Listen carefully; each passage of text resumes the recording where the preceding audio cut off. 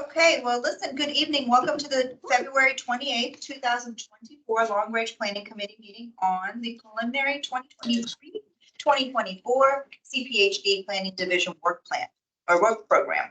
We'll be holding a hybrid public meeting which enables remote electronic participation as legally authorized by the Code of Virginia per the Planning Commission's electronic meeting policy adopted on July 7, 2022. All members of the LRPC are actually, they're not. They are participating both virtually and in person. At this time, I'd like to orient everyone to our hybrid environment and cover a few specifics about how tonight's meeting will run. Members of the public may attend the meeting here in person or electronically by using the electronic Teams link provided on the LRPC webpage, the county's events calendar, and the email notifications sent to LRPC or ZOCO email subscribers. Additionally, there is a dial-in phone option for those who wish to use it. For our planning commissioners joining virtually, if anyone loses internet connectivity during tonight's meeting, please reconnect with us by phone. Please keep your phones and devices muted until you are called upon. Turn off sound to any other devices around you to minimize interference. And for our virtual attendees using Microsoft Teams, please turn off your video feed. We will address when it's appropriate to turn it on in a moment. The Microsoft Teams meeting chat is active for two purposes: to assist participants who need technical support and for participants who pose brief or clarifying questions to the larger audience. While the clarifying questions will be monitored, they will not be formally acknowledged. Staff may address these comments as appropriate. The Teams chat should not be used for discussion or inappropriate statements. Those who are planning to provide public comment may only do so at the end of the meeting, as the chat may not be used for that purpose. All public comments must be shared verbally for the record during the assigned public testimony periods. Also, we'd like to remind everyone to speak up in the room slowly and clearly and point your mouth to the microphone to allow virtual participants to hear you. Additional notes for everyone: if commissioners participating virtually wish to be recognized to speak on an item during the course of the meeting, please turn your video feed on and raise the virtual hand in Teams. I, as well as staff, will monitor the video feeds. Do we have any commissioners joining us virtually or by phone today? This would be Peter. He hasn't joined. Okay, so we do not have any commissioners joining. Okay. So a couple additional notes for our members of the public who'd like to provide feedback and comment. Unlike the Planning Commission's regular meetings, the LRPC's agenda items are not public hearings, therefore public comment is at the chair's discretion. We will call on speakers at the end of the meeting after the committee discussion has concluded.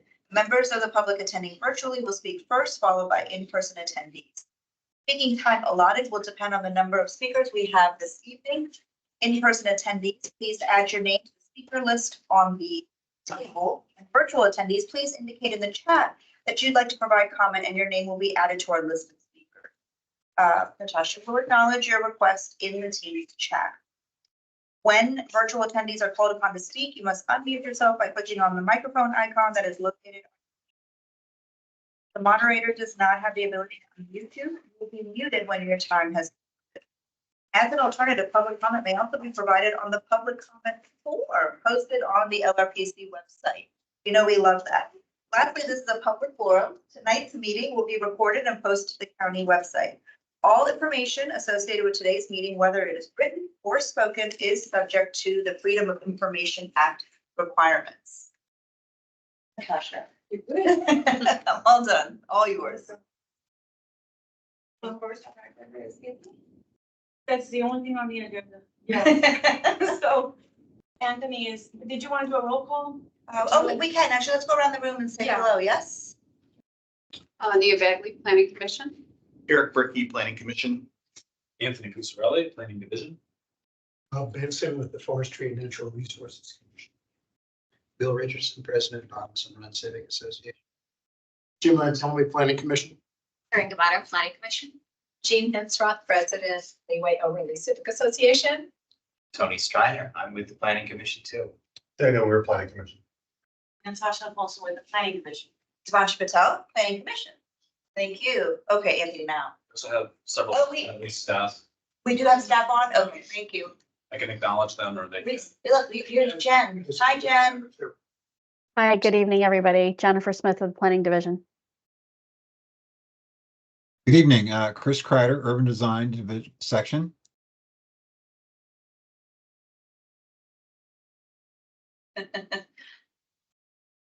I was waiting for you, Aaron. I'm Kelly Brown, comprehensive planning. All right, I'll follow you, Kelly. I'm Aaron Schreiber with the current planning section in the planning division. Hi, everyone. Matt Pfeiffer, Planning Division. Hello, everyone. Rana Abu Ghazali, Comprehensive Planning. And then do we have Peter on from planning on virtually yet? So the commissioners. Okay, and then I see that we have Chris from transportation. David is on. David, do you want to turn on your camera and say hello? Chris, you can as well. No, I don't actually have a camera on this computer, but I'll say hi. Though I don't believe I'm actually on this LRPC. Okay. Yeah, same here. I'm here as myself, not as FNRC representative. Thank you. Okay, thank you. Hey, it's good to see you, Jane. Thanks for joining us tonight. You're welcome. I think we have everybody. Is that right? Okay, well, third time's a charm. Anthony, all you. Devanshi, thank you so much. As I'm pulling up the presentation, very happy to be here this evening in this LRP for this very important LRPC conversation. And I'm glad to have the support of many of our team members here for this presentation and conversation. So the subject of tonight's conversation is our preliminary proposed work program for the planning division for calendar years 2024 into 2025. And we frame it that way essentially because while we expect to complete a lot of important work this year, we expect that some of it will be ongoing into next.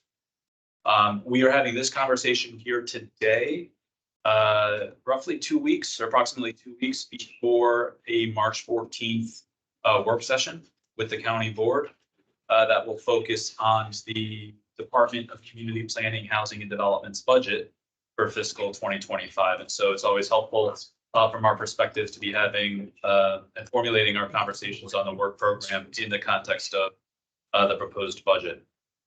So we're happy here this evening to really share with you our preliminary outlook regarding some of the upcoming projects and what we see in the year ahead, to address any questions on anything you see here tonight, and also to take your feedback, which we then can take back and further consider over the next couple of weeks before we make a presentation to the county. In terms of an outline for tonight, we'd like to begin with reintroducing you all to the organization of our planning division, highlighting key accomplishments from calendar year 23. We'll then cover key considerations that really heavily shapes and influence what you'll see tonight in terms of our preliminary work program. We'll then dive into a outlook on the development review side. We're tracking in terms of potential or active projects, as well as additional supporting work in that space. We will then share areas of work that we work in initiatives that we are advancing under the umbrella of commercial market resiliency in real partnership with Arlington Economic Development and also the Director's Office, our department. That'll then allow us to move forward into highlighting some of our key long-range planning and growth management initiatives that we're excited about in the year ahead. And we will then walk through our priorities for zoning studies, zoning ordinance amendments, or at least those that have not been covered already through the commercial market resiliency or CMRI. And we'll close with planning division support on the work of some of our partner agencies, their departments and divisions, and things that we do really in support of good governance. So to start here first, we see the structure and personnel comprising our planning division. And so we are one of 6 divisions within the Department of Community Planning, Housing, and Development. And as a division, we are essentially organized among 3 core sections or teams. Our current planning team is managed by Aaron Schreiber, who is further supported by Site Plan Section Supervisor Matt Pfeiffer, both here this evening. Our comprehensive planning section is managed by Jennifer Smith, with additional support by comprehensive planning section Supervisor Kelly Brown. And our urban design team, nested here in the middle or centrally, is led by section Supervisor Chris Kreider.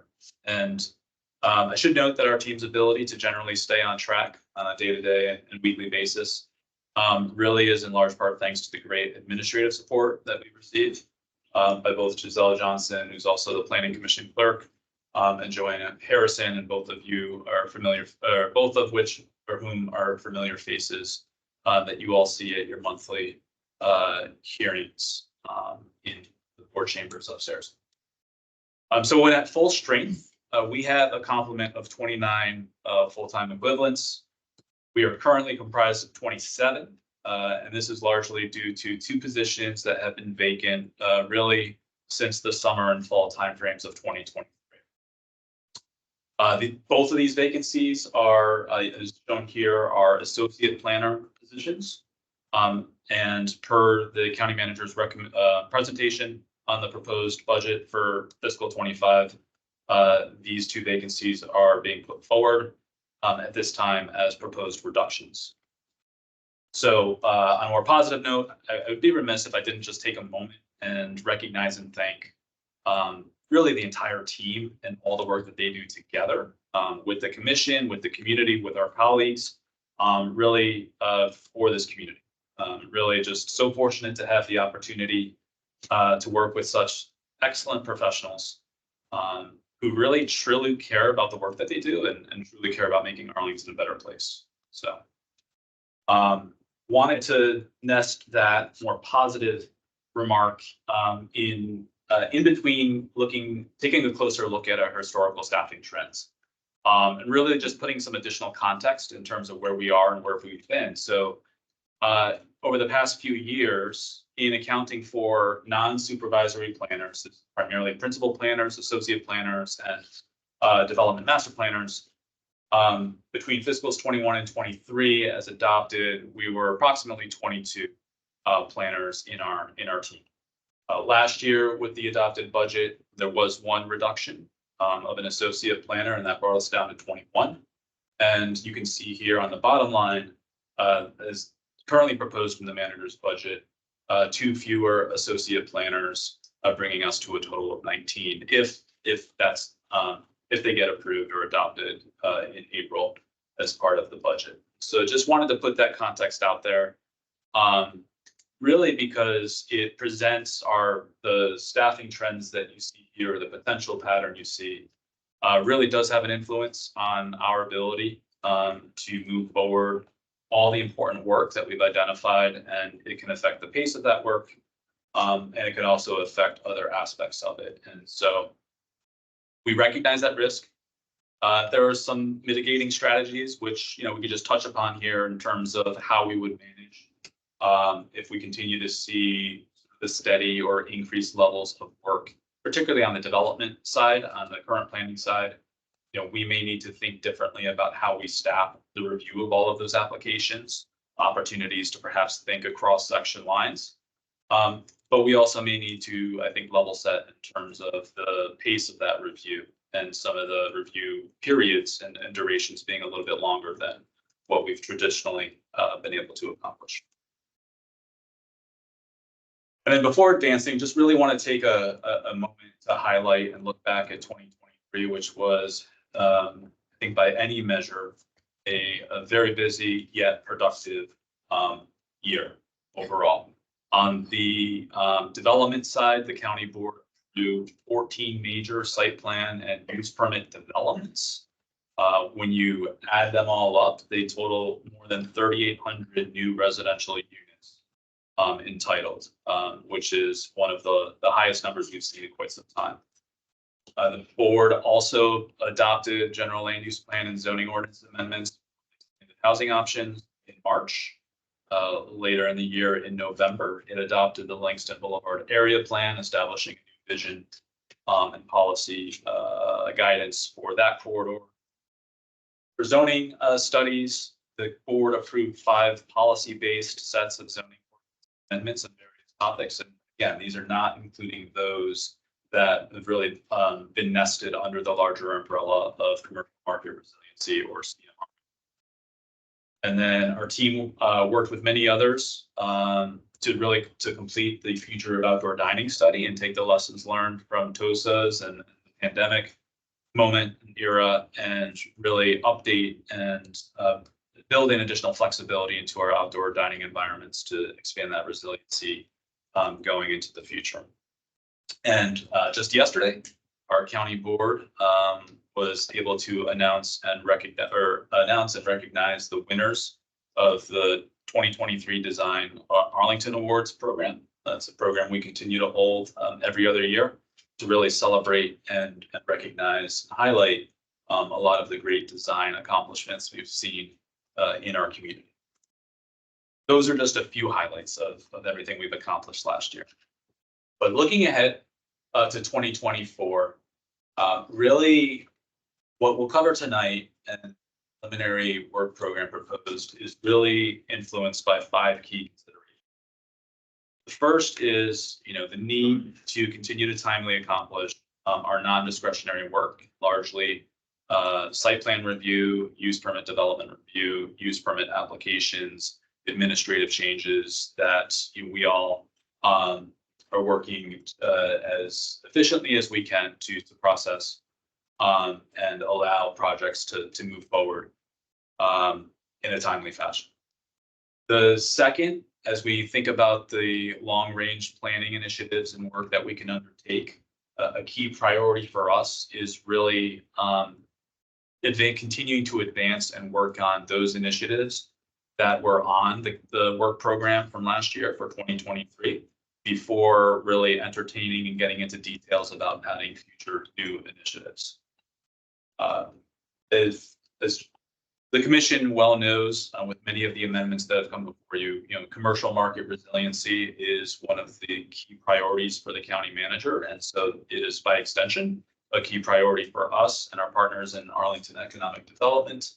And we'll talk a little bit more about some of the specific work areas that we are currently advancing at this time and what we see ahead around the corner.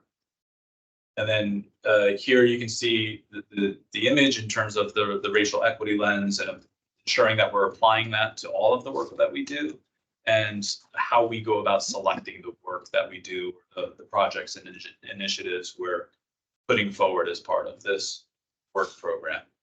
And then finally, I spoke briefly to, reflecting upon the potential for more limited staffing and resources.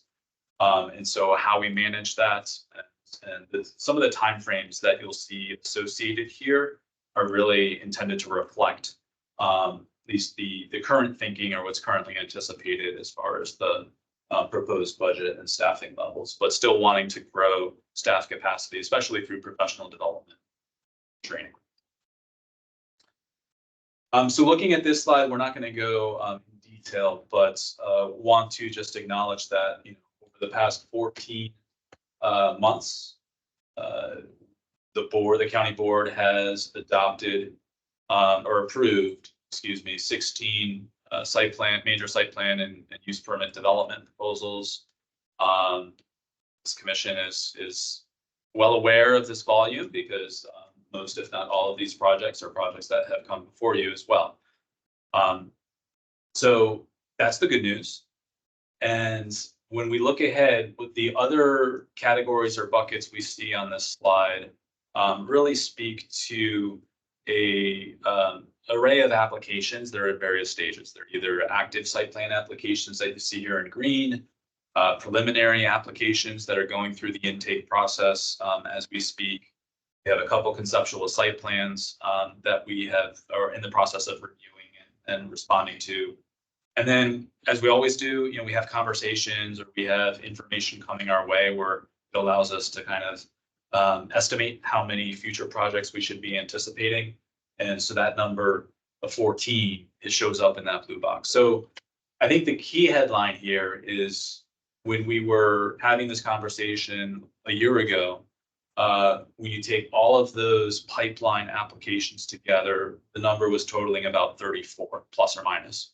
And when we did that exercise or that computation again now, it's essentially holding steady. It's 33 plus or minus. And so what that tells us is, depending on, again, individual decisions by applicants in terms of their readiness to move forward, we can expect to see, or should expect to see, a similarly busy and active year ahead in this space. We can come back later, obviously, to any of these slides for more questions and discussion. But also, in addition to the development project review, the current planning team will continue to progress several procedural and regulatory updates in a number of areas. This will include things such as the latest update to the 4.1 administrative regulations addressing site plans, as well as the site plan condition updates. We're also excited to take on updates to the reference guide for landscape standards, really prioritize that as something to accomplish for the year ahead.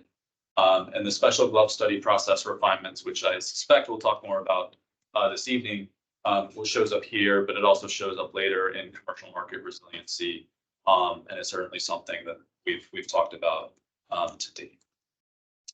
On the lower half of the slide, really just highlighting and calling attention here, additional activities that are really part of our standard day-to-day, whether it's including application acceptance and the customer service support that we provide to applicants, the reviews of minor site plan amendments and use permit applications, as well as scheduled reviews that go before the county board. I spoke earlier to administrative change and landscape plan reviews, which also are addressed by our team. Something we'll be talking a little bit more about Monday night at the March meeting or hearing is really the fee analysis and how that's informed recommended fee amendment changes as part of the fiscal 25 budget. And happy to talk more then in particular about the relationship, what we learned in that analysis, and what we are looking to address now and perhaps looking to address later this year as we go into the fiscal 26. On commercial market resiliency, just to provide a high-level overview, you can see a list of discrete work areas here that had, many of which, if not all, have been displayed in previous presentations on CMRI. And I think the key point here is, on the one hand, not all of these work areas are being led by planning, but several of them are. And those which planning is not leading, we are certainly playing a support role in one way or the other. And so this will take up a fair amount of our staff time and capacity in the year ahead. The other point I want to note here is that, some of this CMRI work will result in, perhaps amendments or updates to the zoning or other regulations. But there is a portion of this body of work that really is more on the administrative side. And so it's, how do we look at our own processes and look for ways to improve them, enhance them, build greater efficiencies. And so that's to say there's things that we will be doing and are doing in commercial market resiliency that may not come before the commission, but but perhaps more so applicants may, feel the differences made through this work. That's a big hope that we have moving forward. Transitioning to long-range planning and growth management, our top 2024-2025 priorities really include managing the land use evaluation for the master financing and development plan related to Barcroft Apartments, progressing the first phase of the comprehensive plan update, and really reviving and completing the multifamily reinvestment study and any related zoning ordinance amendments. You can see the target completion timeframes here for each of these priority areas. That's our best thinking at this point. And again, each of these items were in our 2023 work program. We've been able to move forward on some of them and are looking forward to making major progress this year ahead. In briefly to note, we have the annual expanded housing options report. And so when that action was taken back in March, there's a requirement or directive to generate an annual report. So we'll be publishing the first edition of that this fall. And we are just flagging or noting additional implementation steps for Plan Langston Boulevard, really addressing some of the more constrained sites as something that we would like to prioritize as well, but we haven't put a specific timing on it at this time. And then down below, the special club studies that are currently active in terms of Melwood, and anticipating bringing that forward this spring for the commission and the board's consideration. And then this June, we'll be having the next sort of deadline for applications, which could potentially lead to tier 1 reviews. Just all depends on if and how many applications we. And so just a little more detail on each of our 3 top priorities and why they're important, why they're being held up as priorities here. Barcroft Apartments, as I'm sure everyone here knows, a tremendous generational opportunity. It's already 2+ years kind of in the making since the property sold, and the county and Amazon and others put in some financial support into making this happen. So, I think it shouldn't be lost that one of the primary outcomes of this will be 1,335 committed affordable units for 99 years. That is outstanding. And in order to get there, right, there's physical and financial pieces that really need to come together in space and in time to be able to support that. And so as part of the deal, part of the arrangement, the property owner, Jair Lynch, was required to submit a master financing and development plan, which they did submit their first draft of that back in October of 2023. 22, excuse me. Yeah. October of 22. And from that time, we knew that there was going to be a need to evaluate that the development portion of that MFDP, or like the land use portion of it. We were going to have to evaluate that against the county's adopted policies for Columbia Pike and for this portion of the Barcroft area in particular. And we were going to have to assess, where are the areas of consistency, and then where are the areas of deviation. And so we're at that stage now. I think we're actually 2 meetings in with an extended working group of the advisory working group of the OG of the form-based code, really to help staff as we work through this assessment and evaluation, with a summertime target to be able to bring back to the commission and board what recommendations there may be for any policy updates. But the things we're looking at, what is the boundary between the conservation and the redevelopment areas on the property? What should they be? How should transportation and parking work in the context of this development in comparison to adopted plans, policies, looking at the public space and natural areas, as well as the urban design component. So by this summer, we're working towards identifying what updates might be needed to policies. And then we'd spend the second half of 2024 really on the more technical side, progressing the code amendments that would be necessary to really facilitate and support those policy updates.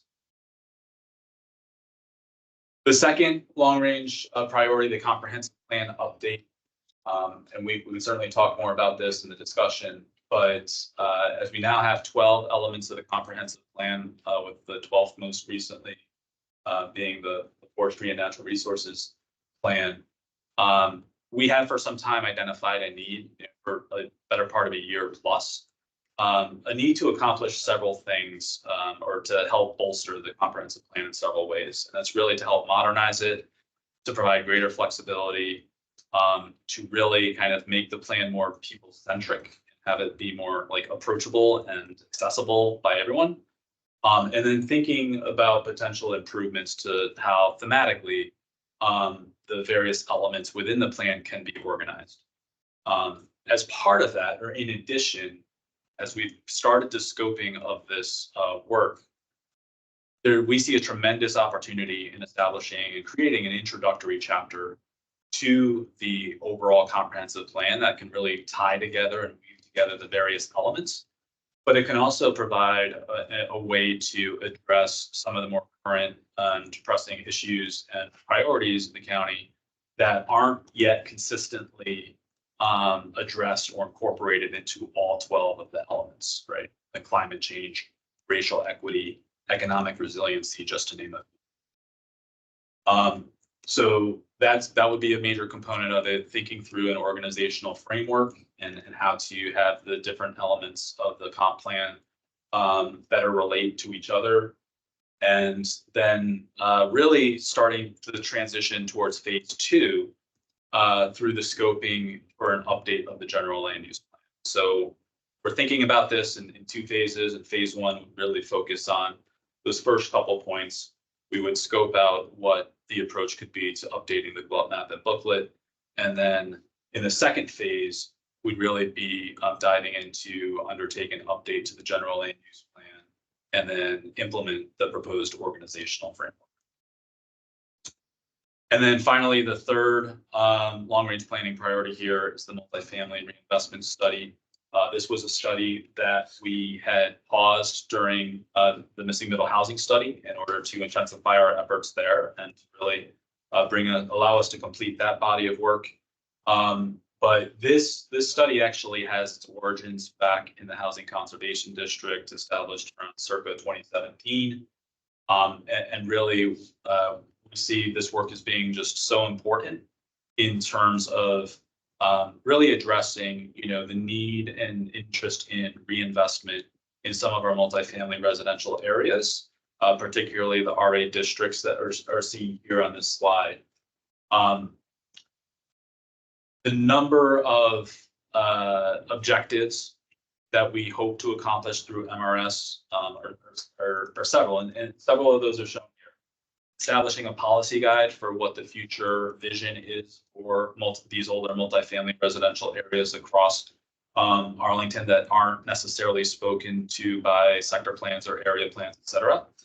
The establishment or creation of design guidelines and recommendations that would really help staff, it would help the commission, and it would help the development community and the broader community in thinking through or looking at development proposals and hopefully moving to the right place on that.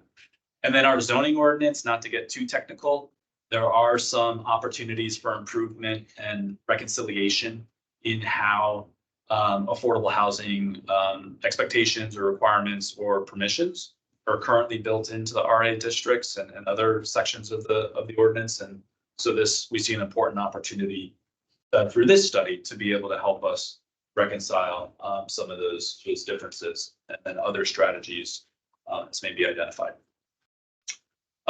So just moving quickly through the zoning studies, similar or slightly greater number of zoning studies that we anticipate for 24 as we did last year. Thankfully, it's the good work of our comprehensive planning team and others. The board this month approved the first 2 amendments on this slide entailing green building requirements and elder housing affordability along Columbia Pike in the form-based codes. But looking ahead later this spring, we'll also be working on amendments to CO Roslyn that would allow in certain circumstances densities to exceed 10 FAR, which is in part tied to the county's recent announcement about the sale of the Central Place office building on top of the metro. And going back to some of the RA districts as well,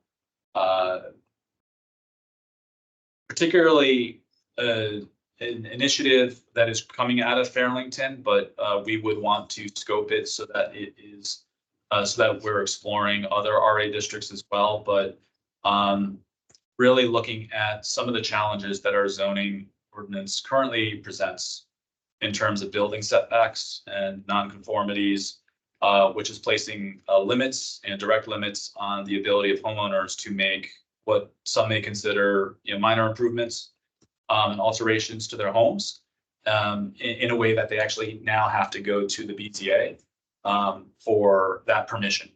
And so wanting to really undertake some important zoning study work to see how we can perhaps provide a more direct and efficient avenue for that.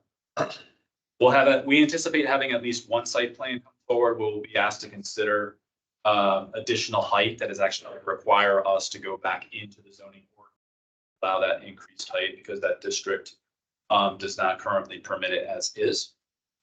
And speaking earlier about Barcroft and our current work on the multifamily, the master financing and development plan, the second half of the year, again, we would be expecting to advance any code amendments for the commercial or neighborhoods form-based codes to be able to follow through on any policy or vision updates brought forward this summer.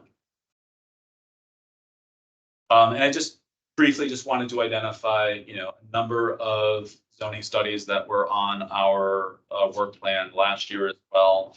We did not get to in 2023. We still wanted to just flag them in sort of in a parking lot sort of space, if you would. But these, in comparison to the zoning studies we had just considered, these are all have dates as TBD and would not be things we would be expecting to move forward immediately.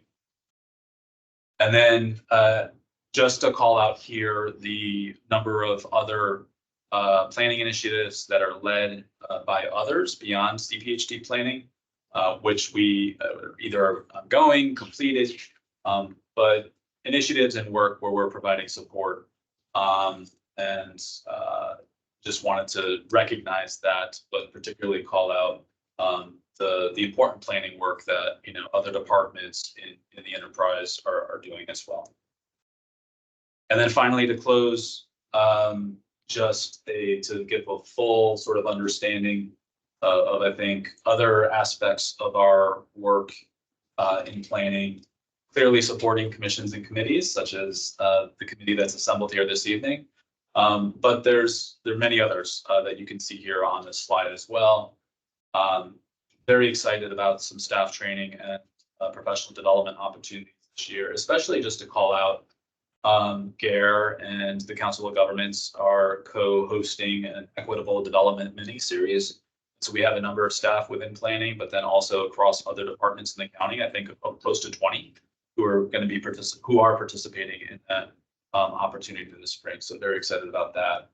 And the ongoing review of adjacent jurisdictional plans as they are presented to us. So thank you for your patience and your attention. Concludes my presentation for tonight, but definitely look forward to discussion and happy to answer any questions. Okay. I was very pleased. That was my favorite. That was my favorite. That was my favorite. Ronan's on here. You laughed out loud. It was, yeah. Ronan laughed out loud. Exciting to me. Yeah. It's important though. It was important. Very and I loved important. that one. So sorry that was not, here it is again for our pleasure, but sorry that was just wasn't on your slide of what goes on internally. You were supporting here, but that was my favorite. The sanitary sewer. Yeah.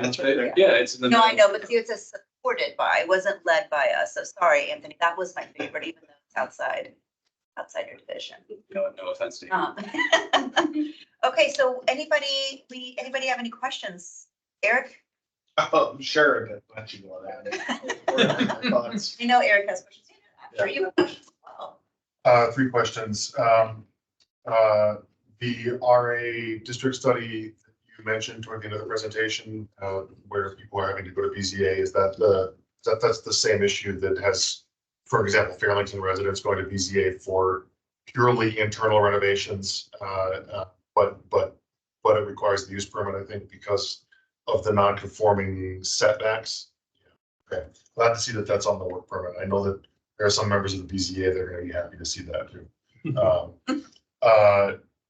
Then I didn't see anything here about the issue that generated certainly a number of letters to us, or at least I did it, missed it, if I did, and that's the possibility of a lot coverage study. Was that buried somewhere? Or not buried isn't the right word. Are you using a different word for it? Subsumed. Or subsumed, thank you. Find anything else here? No, that's a great question. It's not, the reason why you didn't see it, you didn't find it, is it's not in here, at this time. In terms of name or calling It's it. like saying that that the one line of the V is longer because there are more geese on that side, but, thank you. In terms of calling it, what name, I think what we, coming out of the expanded housing options conversation last spring, I think that, not thinking about it in terms of a lot coverage study, but potentially thinking about it in terms of a low residential development study. Okay. And what, to go beyond just the parameters of coverage, right? Okay. There are other parameters, for lack of a better word, whether it's building height, whether it's setbacks, whether it's density, that could potentially be encompassed in a study of that type. I think the reason why it's not here is really goes back to, the 5 key considerations and the one about really seeing through and advancing items that were in our long range planning work program last year that we have not yet been able to advance, and wanting to progress those before adding new bodies of work, so to speak. Well, I'm actually glad to not see it. I'll get into why that is when we get to comments, but just the teal spending time in your question stage. Thank you. And then the third question I have is if that comp planning vacancy were to be filled instead of eliminated, are you in a position to give us any insight as to which of the projects that are TBD or 2025 could be moved forward in time? And just to clarify, so you're speaking about the associate planner vacancy, comprehensive planning team? That the staff proposed budget would eliminate. Yeah, so there's two, so there's two. I am talking one on about the the comprehensive. Yes.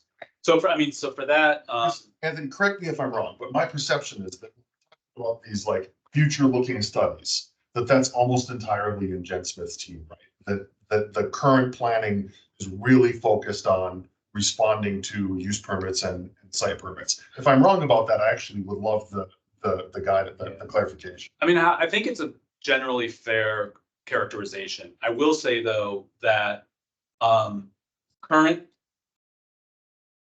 certainly, I will say though that current, and I'll allow Jen to speak to this in a moment, but in our long range planning work, it's been our tradition, and we think there's great value in incorporating current planning staff into those initiatives, because, we want to make sure we're certainly thinking about things from a policy basis, but all of the staff on the current planning team, the supervisors and manager, provides important insights into what works, what might work, or what has worked well when it comes to the development and the implementation. So I would agree, it's largely comprehensive planning, but I don't think there's anything we do on those long range planning studies that also doesn't involve some of current planning time.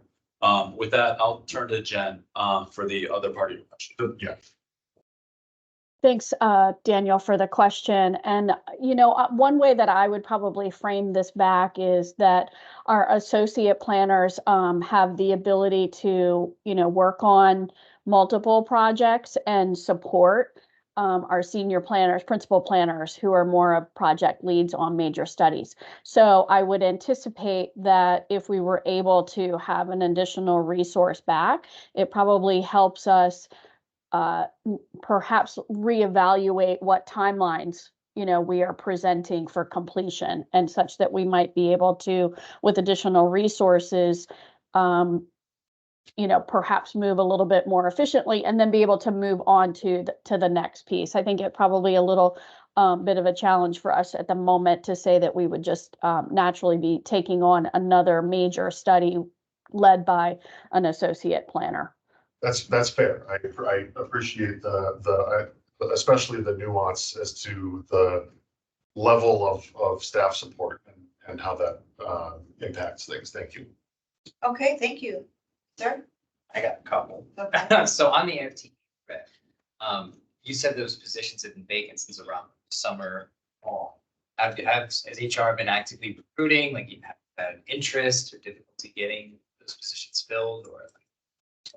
The concise answer is so those vacancies really arose kind of really at the time where the very early budget discussions for fiscal 25 began. And so based on some of the early information and insights we were gaining, and in discussions with our leadership about, what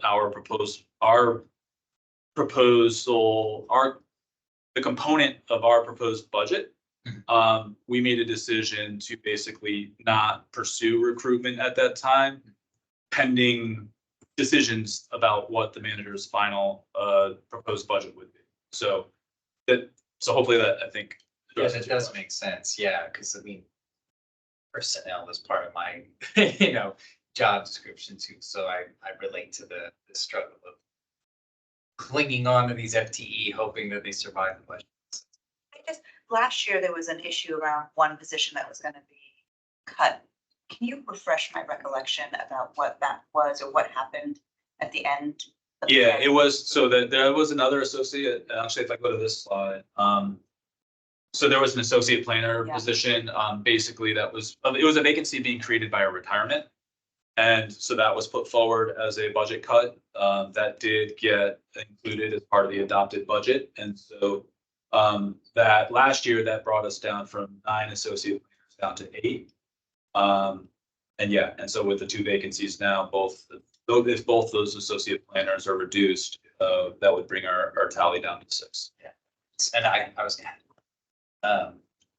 the fee analysis, you mentioned that. What were the preliminary? I was curious.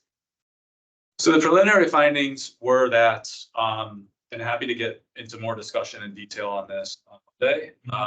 But really that the premise of the analysis was to look at all of the individual application types that planning, zoning, IS inspection services, environmental and Department of Environmental Services, all of their different fees and the associated applications, and really just estimate or calculate, what our level of cost recovery is when you look at the cost of staff time doing that work versus the fee that we're collecting. And I'd say, the findings were that it's mixed, right? There are certain fees that we're tracking pretty closely on in terms of, a balance or equilibrium. There are a number of other fees where our cost recovery is well below what the cost of that time is. And then there's certain instances where we're recovering more fee than the cost. So. Yeah, that makes sense to me because, again, another part of, I work at DI, by the way. So we have all these permits and fees for developers. And so I know that there's that kind of trade-off between how much to charge for the developers and do we get back at the end of the day. So yeah, that makes sense to me. Would there be any plan to kind of right size some of those fee prices accordingly? So you would kind of level that out a little bit more, or? Yeah, I mean, you'll see that in the materials and a presentation Monday night at Planning Commission. And we can go into more detail then in terms of what planning's approach was to fee amendments and fee recovery broadly. And then I believe zone will be joined by zoning staff as well to could speak to their approach. So I know it's not a one size fits all. So it's a lot of work. That's all I got. Okay. Yes, ma'am. First, I want to thank you for all the work that your team does. It's incredible, the present that it is. I'm looking at your historical staff trends, and it looks like obviously you're going to, for FY25, you'll be short, I suppose, potentially 2 less staff. And yet I'm looking at your year-over-year pipeline, and obviously it's staying consistent. And also I'm seeing in some studies that they're being delayed. How do you plan to keep up with that piece of work? I'm sort of concerned how you're going to keep up and sort of strategic planning you're doing to keep afloat, right? Yeah, no, I appreciate the question, and your earlier remarks. I'll turn to Aaron Schreiber in a moment to speak to, I think, what he's seeing on some of the cadence of the reviews of the applications overall. And so the numbers themselves tell one story, but then, you know, there are certain instances where projects perhaps have moments where they stall or they pause for a long duration, for whatever reason, right? And that helps us on a staff side. But should we continue to see a high level or an elevated level of activity? Again, I think some of the strategies we would employ there would be to look at, are there members of our other teams who potentially have capacity, or we can refocus their time to assist on the development review? Or do we just need to, you know, consider the potential that some of the review is going to take more time? But Aaron, I don't know, I'll turn it over to you if you have more insights you'd want to share, in particular on, I think, what you're seeing in terms of the life cycle of a, you know, site plan entitlement and sort of the fits and starts that we might be seeing on some of these projects. Sure. So, I mean, with the volume, you can even just focus on the 10 active site plans that we have going right now. And we have a number of principal planners who lead those. Each of those are typically in a different stage. So we do focus very intensely on the individual workload. Jane, your camera's on. Wait, Sorry. sorry, Aaron, your camera's on, Jane? Yep. Thanks. So Sorry, Aaron. no problem. What we do is we do very much focus on the staff capacity of the individual planners. We do try and hold a number of projects. So what you've seen is a lot of changing of some of our planners based upon where some of those projects are in their life cycle. So what we do try and limit the amount of active projects that planners are bringing to the board at any one time. But it's a challenge, and it is a lot of shuffling, and you've seen a lot of all hands on deck, and even as of the February meeting, I think the commission got to see Cedric Sutherland for the first time. So this is giving us an opportunity, a little bit by necessity, where associate planners are starting to pick up site plan projects as well. So it's a high volume, but we really do I think a pretty good job of balancing out those cases, but there's only so far we can go before we start doing things like Anthony mentioned, where we start looking to other staffing resources to assist. Because in addition, you'll also see me taking a number of projects to the board. I even believe Anthony might be doing one here sometime this calendar year. So it's a lot of sharing, but it is a high volume for sure.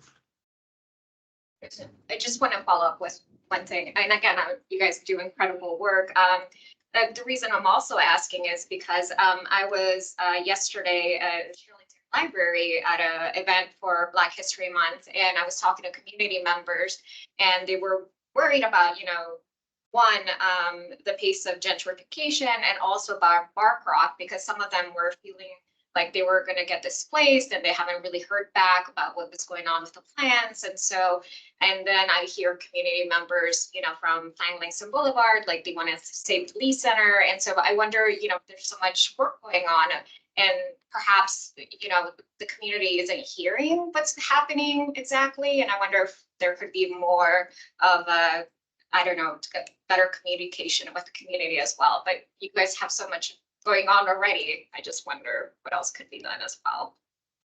I mean, thank you for those perspectives and insights. I mean, I think on Barcroft, I understand, and I think there has been certainly a question out there in terms of what's happening, just because I think the progress in getting to where we are now has taken probably longer than what was initially understood or perceived. But on that project in particular, I expect there will be a lot of attention and a lot of forward progress, I think, in an exciting way over the next few months into later this year.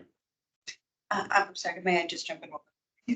I remember Bryna last year had indicated that she wanted to find more opportunities to be able to do this additional engagement, and you know, that certainly puts strain on your resources. But is there a way for, you know, maybe Bryna's group to be able to Well, support? that's actually Yeah, I didn't mean to interrupt, but that's a great question. I appreciate it because and going back to, again, to Barcroft, just Friday night. And whether it's Brian, like whether it's the county manager's office, team of, community and public engagement or our own department, that has a good, community engagement, group, communications and public engagement group, led by Erica Moore. That team, just this past Friday night was out at Barcroft for a pop-up event, looking to engage and be able to connect with, residents and, 1,300 plus units today. It's probably not possible to connect with everyone, but opportunity, we do lean heavily and we benefit greatly from other team members, within the department and perhaps within the organization that can help. So that it's not always the planners, and in many instances, it's not the planners doing all of the direct engagement or a lot of the engagement. We certainly do some, but we have certainly additional support there and leadership. Do you have a question? Did you have a question? No, I'll speak later after. Okay. Oh, wait, Jim. Let's go back around. Following up again on staffing. Are these two positions lost, or are they just not being filled? And then in future year, budget year, if once things turn around, they could then be released and go ahead and fill it. And we have to make a case to get another FTE. Yeah, so if I understand the question, I think the question is, are these being cuts? Would these be cuts or would they be freezes? Based on the manager's budget proposed this weekend, they'd be cuts. And so if they're a cut, right, that would bring us, as part of the adopted budget, that would bring us down to, 19 planners. And when you count for other positions, 27 total FTEs in the division. That would be the starting point assumption we would have going into fiscal 26.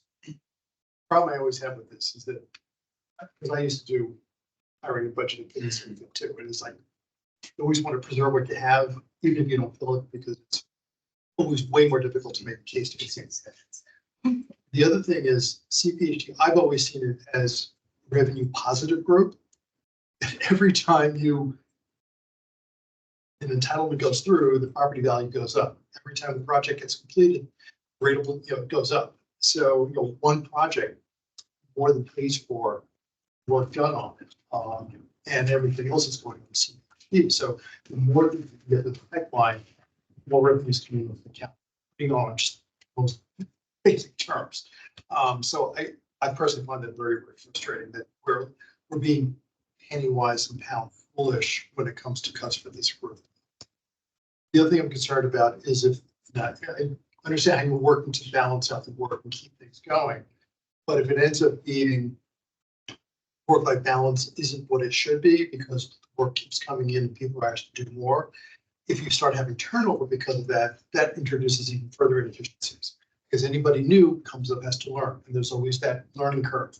And until they're up to speed, they're just not going to be as productive as somebody who's been here for a few years. So yeah, it's a frustration that this is. I've never seen planning groups really cut, as I said, they are incredibly positive.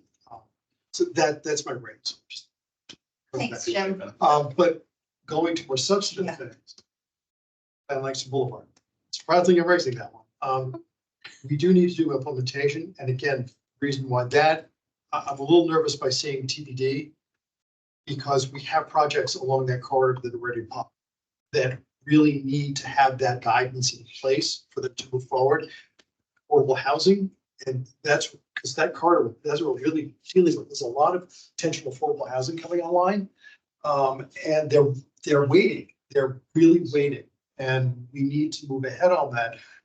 Again, it's great for the county. It hits so many county priorities, comp plan priorities in order to have that happen, but we have to get those zoning changes, law changes in place for those to move ahead. So the TBD makes me nervous. And if I could, no, I appreciate that. And if I could reinforce and then maybe ask Jen as well to just provide a little bit more context on this.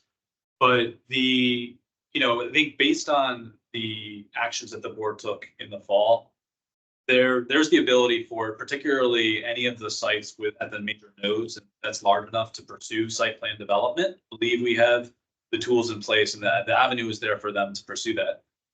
This body of work here is really focused on the more constrained sites where we were thinking that it may be beneficial to provide other options that perhaps are not as at the same scale as site plan process. But Jen, would you like to confirm that or say? Anthony, yeah, Anthony, I think that covers it well. We really have the tools in place for handling those larger projects, and I think those are probably will account for the sites that we're hearing interest being piqued. So I think we're in a good spot. I'm happy to field any additional questions, but it's really what we teed up as for those constrained sites.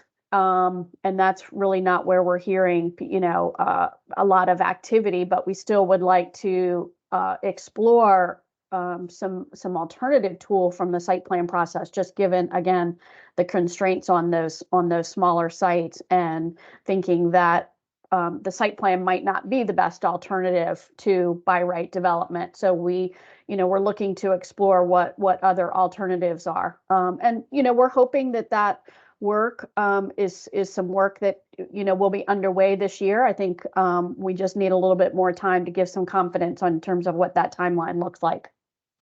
Right, because I mean, we will be reaching out to some of the larger sites where the Navy can go to reinforce what you're saying. But we also think there are some of the smaller sites that really have been waiting. They are developable. They have people who want to redevelop. They just haven't been doing anything because they're just waiting. So we can talk with them and see, because we can give you feedback then on how many are out there. That might help on what's going on. Changing gears yet again. When we had that at the last planning commission meeting, that duplex we had to deal with, which showed one of the gaps that had to go through site plan, which is crazy. That's another thing that you're looking at the RA districts. Can we somehow, as part of that, look at the RA districts to streamline so we don't have the threat of big mansions going up in a place where we can have multifamilies? Just because it's so much easier to just run ahead and build a $2 million big mansion rather than a duplex, triplex, or larger, which could happen in those groups. That strikes me, it should be relatively easy to do. It shouldn't be as controversial as EHO was. Nia's nodding, she's in the neighborhood where that happened. She knows what it's like. I don't think we're going to have the pushback we did with EHO for something like that, but there's a crying need for it because it's unfinished. It's an unfinished.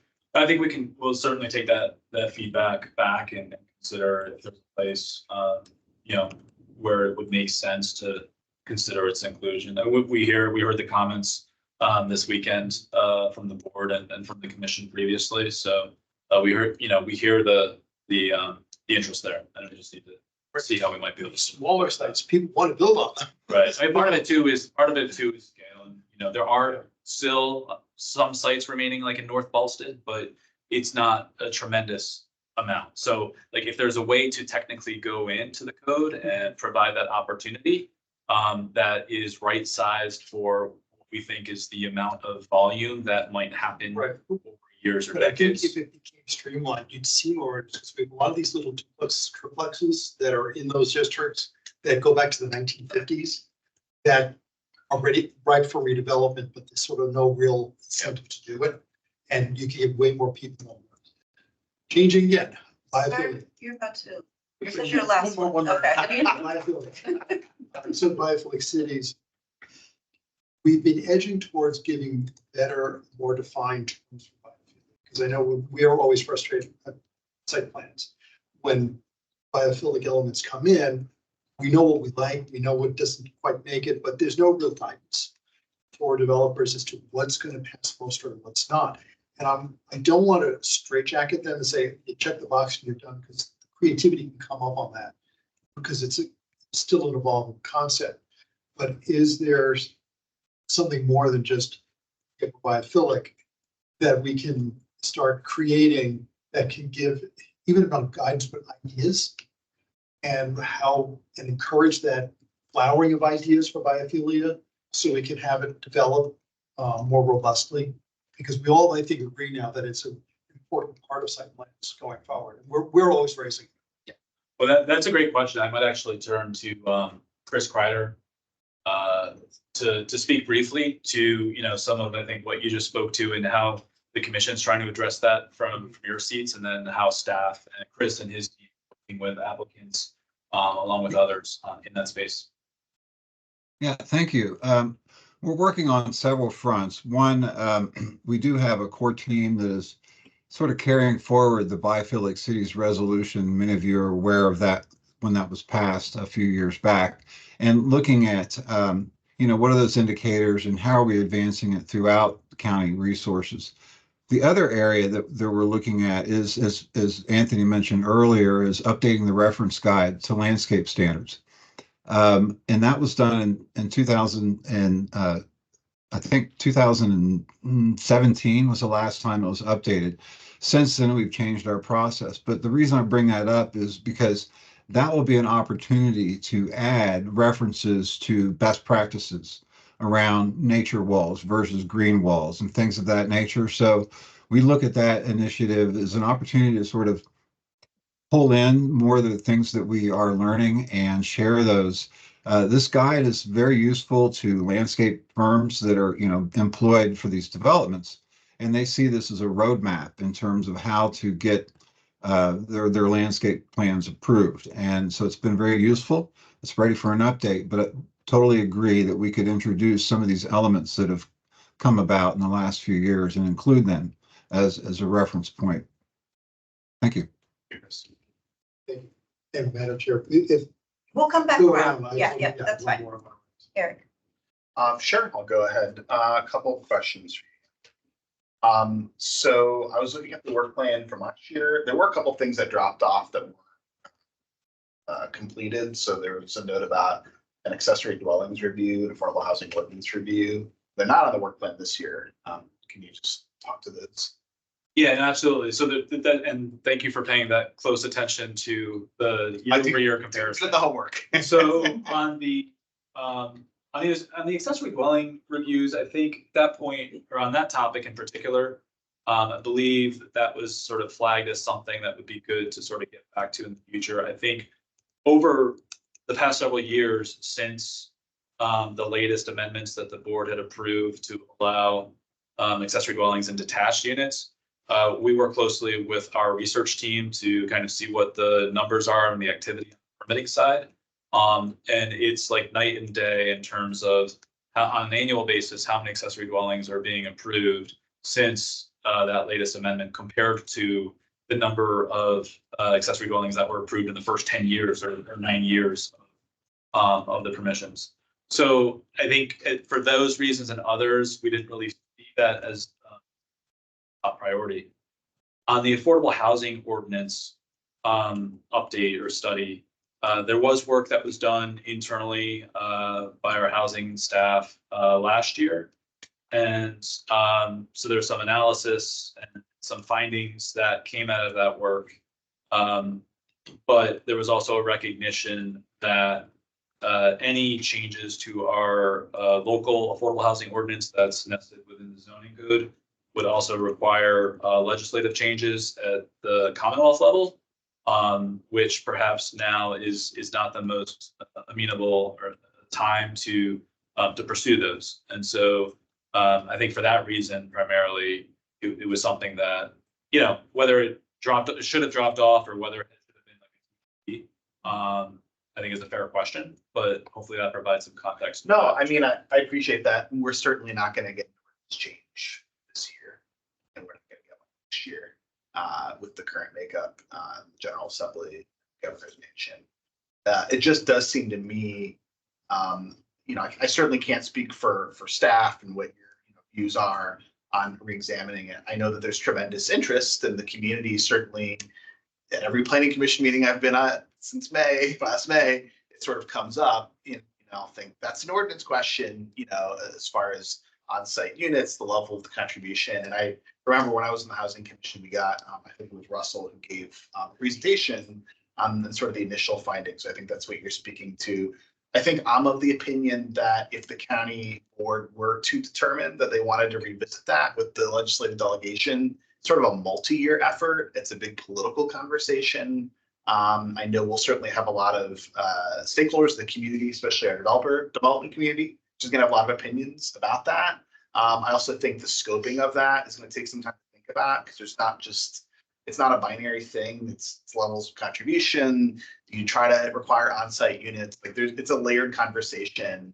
I think that takes some time. So I definitely understand the desire, if I were in your position, to sort of limit scope, given what the managers proposed with staffing.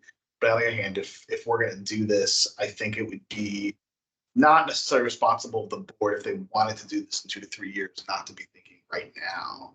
We sort of have to start that work at some point, because there's going to be an election, coming up, and the makeup of Richmond may be more favorable to Arlington, or may not be. So, But doesn't this go to where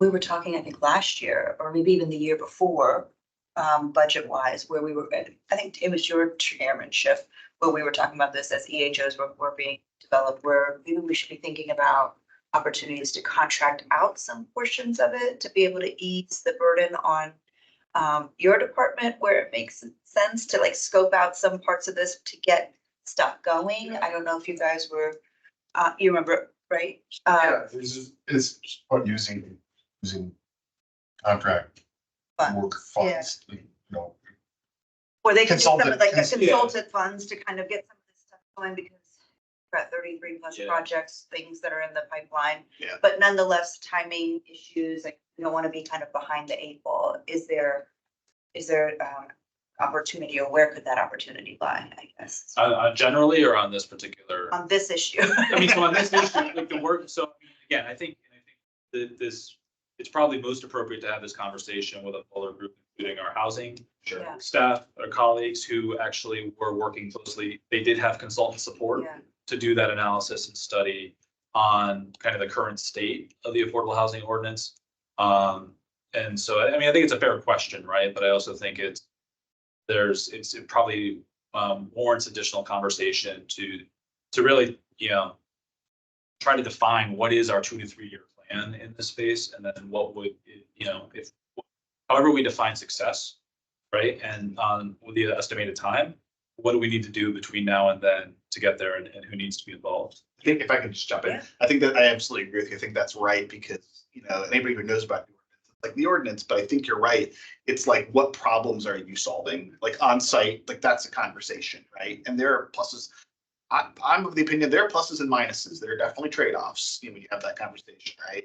But then also the level of the contribution is sort of adjacent and very much part of that as well. And obviously we have the analysis from last year, which is essentially saying, up front, we're getting all this money and we can leverage it more easily and effectively and efficiently.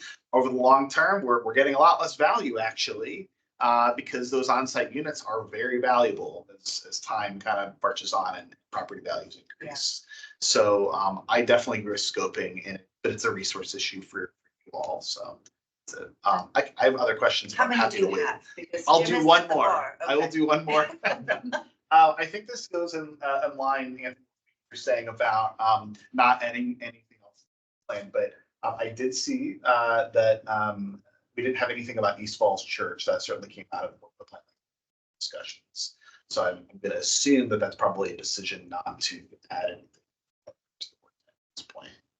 Yeah, I mean, at this point, again, it's not hidden anywhere here. It's just not here.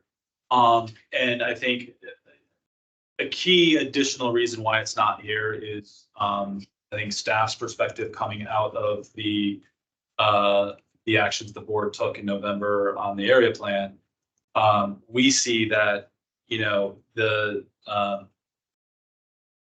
there's value in revisiting East Falls Church in so much as there would be a commitment and sort of clear and explicit interest by the other necessary parties that need to be part of having anything happen there, which is inclusive of WMATA, but it's also inclusive of VDOT. And to date, those conversations haven't gotten to a point that would, I think, make good sense in terms of really initiating some intensive planning activity there. I think there's conversations that, can be had and probably will be had at some point this year, reaching out to VDOT and Omana and others, and then seeing if some momentum could be built. But until that, happens and we get that clarity of sense, it's not currently factored into our work. Sure.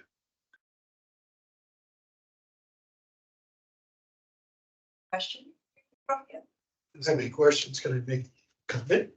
if you'd like. Yeah. go ahead.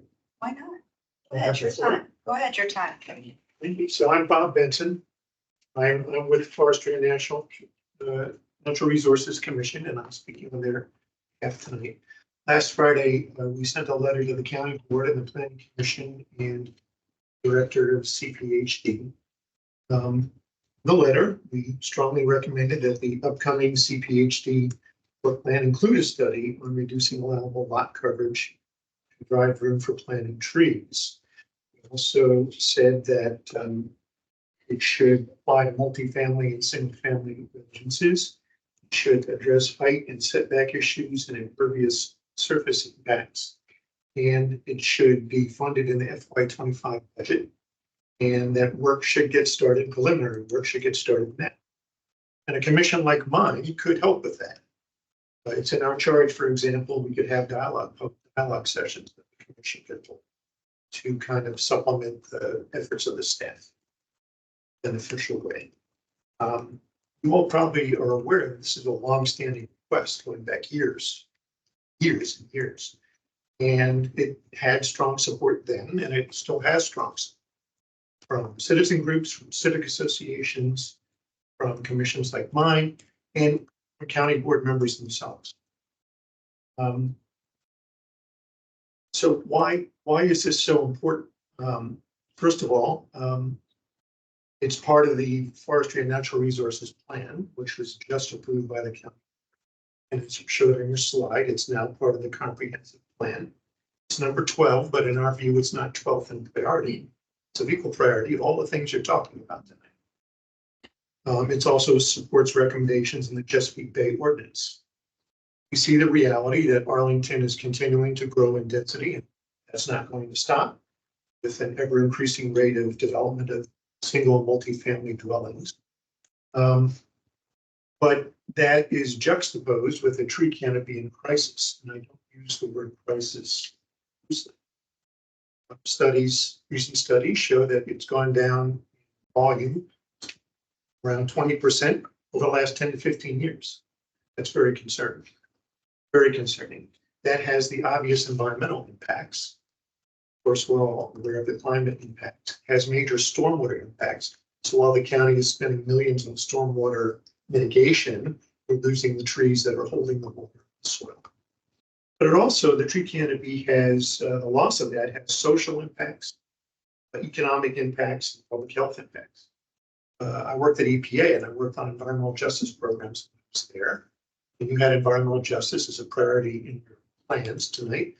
And the communities in Arlington that have the most meager tree canopies are the disadvantaged. So this is a priority issue for us as we redevelop. I can't emphasize enough how strongly my commission feels about this. Our vote on this letter was unanimous. And we really feel that it should be part of the work plan because we're losing the tree canopy too quickly to wait. In our letter, we say the FNRC rejects the notion that we must make a choice between expanded housing options and retaining and expanding tree canopy. We need to expand our tree canopy, not just maintain it, but expand it to get to a point where it will survive. The FNRC feels that it's possible to do both, but this necessitates intentional policy decisions to ensure that adequate spaces are available on lots, trees to grow and thrive. Most of our trees are privately owned. So we feel that we need this lot coverage review now in the county to meet both its housing and its tree canopy priorities and have them be complementary, not have one met at the expense of the other. And frankly, not to put this off again. It's been put off and put off and put off for years. I think the time is right now to address it. One thing that occurred to me in hearing your great presentation tonight was not to look at this perhaps as a brand new, high resource intensive analysis, but rather to figure out ways to integrate it into some of the topics that you've already got in your plan. And to turn to citizens and citizen groups like mine to help you do that and draw upon, of course, the Department of Environmental Services to help do that. So that the issue can be addressed now. We can get started tomorrow. I'll leave you with the thought that every week we wait, every month we wait, every year we wait, we lose more and more of our tree count. We're going to get to a point where it's a critical mass. We don't have enough to be able to maintain the sort of natural ecosystem in Arlington that we've all come to appreciate. So my commission argues that this would be a good time to address this further. Is there a way Thanks to for your time. integrate, or are there places where this is being integrated to address this? Tree canopy more broadly. Tree canopy and the integration of some of the recommendations around lot coverage, both of those issues. I know we talked about what Daniel brought up, but is there a way to kind of address tree canopy in particular? So that's a long-standing. As you were looking at some of the other issues, so embedding it, if you will, right, in those considerations, even if it's not a standalone kind of, this is how we're moving forward in a standardized way, or does that make sense? Yeah, I mean, we can certainly go back and take a look. Nothing is immediately jumping to mind, right? Because I think in terms of the areas in which lot coverage, right, I think are focused on in terms of impacts or benefits on both ways, really in the low residential areas. And when we get into site plan development, the board is often modifying lot coverages, but because there are other strategies in place, both through stormwater management and through tree canopy and tree plantings, that sort of balance that out. But not seeing anything in our current preliminary proposal that really focuses on those low residential areas in a way that would, I think, address the opportunity to. Well, I think I'm just kind of like. Could talk to staff, perhaps. Perhaps. I'm sure that they probably already are, right? We are. I guess I'm just kind of trying to turn this comment into a bit of a question so that there can be some response here. For the others, like I know Nia is very. Getting ready to say. I know Nia's about the Nia. I was giving the preamble to Nia's comment. So here comes Nia.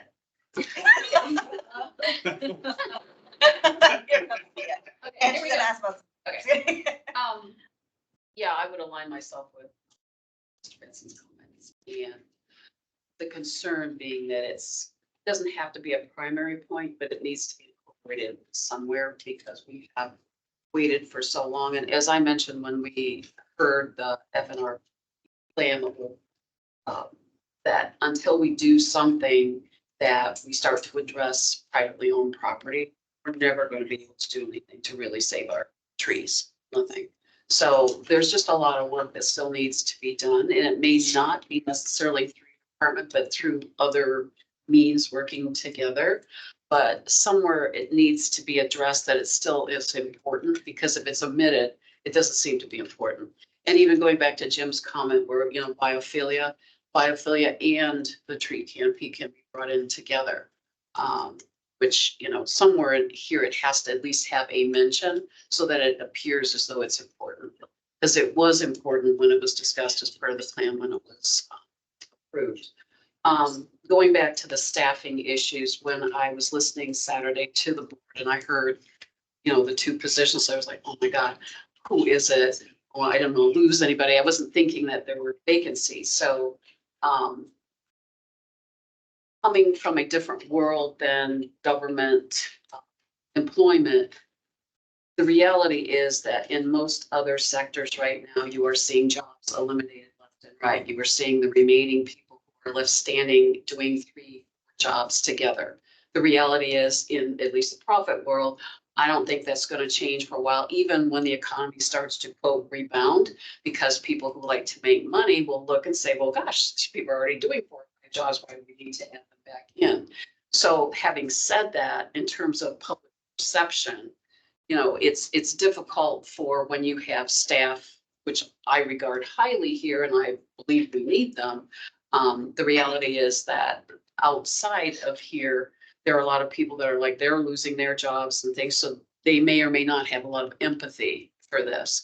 So having said that, you may end up not being able to do those jobs.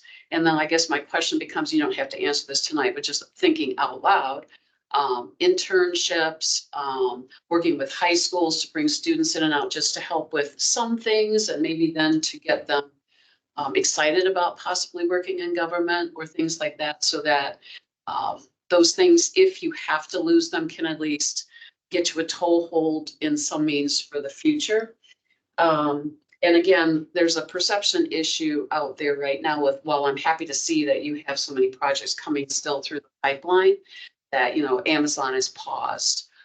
This project is paused. We've approved all these projects and they seem to be paused, not because of anything other than economics, like financing, interest rates, the cost of materials and things like that. So it is a perception issue. While you have these numbers there, the perception out there, away from this building, is, well, wait a minute, these places have been approved, but they're not going anywhere. So, and then last but not least, going back to what Jim said about that unfinished part of this, what was it, 1129 Vermont? Is that the one that came through? Yeah, It's, North Utah, whatever. It's difficult to sit there and sit through something where, we've gone through this whole thing where we really want more affordable housing. And so somebody comes in and, oh, yay, they don't put a $2 million property, but instead they put 2 duplexes that are going to be 1.5 or 1.6 anyway, where that could have been 4 or 5 or 6, especially in a high density like that. So it's just, we're never going to get there if we don't start to realize that this is what some of them are going to do. That why can't we have some more, incentive or more policy to try to get us out of that and more to what we need. So I'm done. That's it. Okay, so I can have one quick question before we do it. Listen, also, did we hear back? Leo, He says he's good for now. Okay. But if he changes his mind, he will ask to speak. okay, listen, it's 8:27. I want to give a time check to everybody. Daniel just said we're limiting it. And then you got to submit a written question. But I do want to ask you, going back to this FT issue, Anthony, certainly you have the information you need to make the decisions that you, right, how tough they are. I guess I wanted to follow up on something that Jim said. Is there a clear nexus? Because these were positions where you weren't filling them last year, is there a clear nexus between those positions remaining vacant and the impact on the projects that were coming through? The use permit and the comprehensive planning divisions. Are you able to articulate, like, because we weren't able to have these positions filled, it affected us X way? And so I guess then the thought for me is, looking at my role last year, when you go before the county manager and you say, don't cut these positions, right? Because here is the impact. And I think last year we were able to very clearly say, you've got PLB coming down the pike, right? You've got all these different things happening. And if you're taking away this position, or, certainly apparently it wasn't that effective since the position was taken away. But I wonder if there's a more kind of very data-driven way to say 5 projects slowed down because that position wasn't there for us. I'm surprised to hear what Mia is saying about the perception, because I feel like a lot of it's this interesting dichotomy to be able to say, oh my God, everything's changing all the time so fast. There's so many development things, but then also to say there's not, things are getting paused and things are not moving forward. It kind of feels at odds with each other. But nonetheless, I just kind of think about these 2 positions, whether there is space for our commission to be able to advocate when that joint work session comes up. And is it even a proper place to advocate, because we have the information that's necessary for the advocacy piece in that space, right? We can talk about everything else we want to do, all the places that we want to explore. But I think the best kind of way to examine it is past this prologue. these things were impacted because that one position was gone, we can then predict that these 6 things are going to be impacted because you're taking away 2 positions. Does that make sense? Yeah, it does. And I might turn to either Aaron or Jen to provide some, whether it's data or just whether anecdotes, but, you know, just to start with one example, right? And I think Aaron mentioned this earlier. You know, having one fewer person or one that vacant associate planner position on the use permit team, you know, has required him in certain instances to be able to take on some of the applications. So if you're looking at the county board agenda, you know, we have our current planning manager who's the author for a number of cases that have been going forward in the past several months. That's not an ideal situation because then it reduces Aaron's ability to provide that management to the overall team. As one example, I will just speak to briefly, or just to another example before I see Aaron's video has come on. The, you know, one of the potential challenges we may be facing in the areas of special glove studies is the capacity for some of the 3D modeling and some of the urban design work, where some of our previous associate planner positions that are now vacant had that capability. And so that's partly a skill set and capability issue, and not being able to fill that vacancy may force us to, you know, consider other solutions to addressing that. But Aaron, I don't know from a current planning team, you know, any other data or any experience that might be helpful. Sure. So I'll just speak specifically from the current planning side, but in addition to what you just mentioned, Anthony, I would just say that it's just the timelines of projects. And it's not just only the ones that you guys are seeing that are the major site plans or the large use permit projects. It's all the administrative stuff that we're doing as well that probably you're not seeing quite often. This is more on the developer side.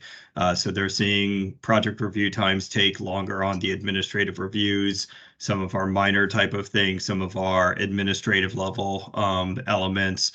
Those are slipping. Our times are getting a little bit longer. It's also preventing us from moving forward on some other matters that we know from a process standpoint that are on the list every year that we just haven't been able to get to. So, and that's just, again, in addition to just trying to balance what was mentioned earlier, staff burnout, trying to not have that be too prevalent an issue. So that's why you're seeing a lot of balancing and a lot of other people, such as myself and Matt Pfeiffer and others, you know, doing project review, which is kind of a new thing that we haven't seen in years past. And may I just ask, the other part of this is like I kind of whispered over to Natasha when you guys were talking about Route to Pool. It feels like you're essentially saying we're like cross-training other people from other divisions who didn't come into those spaces to be doing that work. You know what I mean? And so like, I think that could add to the burnout. Like if I'm wanting to be on this side and I surely want to help my friends in another division, but that's not the space that I professionally want to be in frequently, then I may be looking at another job, right? Where that pool is less on me, right? I appreciate that question. It's something that we were actively discussing today and several days ago, but I think that probably comes down to a case by case basis. Yeah. Because I think in the planning profession, right, Yeah.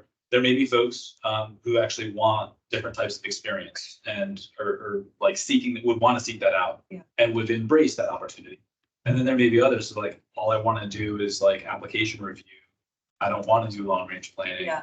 And who they might respond differently if put in that situation. Yeah. So that's I think a very valid point, and it's just something that if we find ourselves in that situation, we're going to be forced to figure out how to manage that.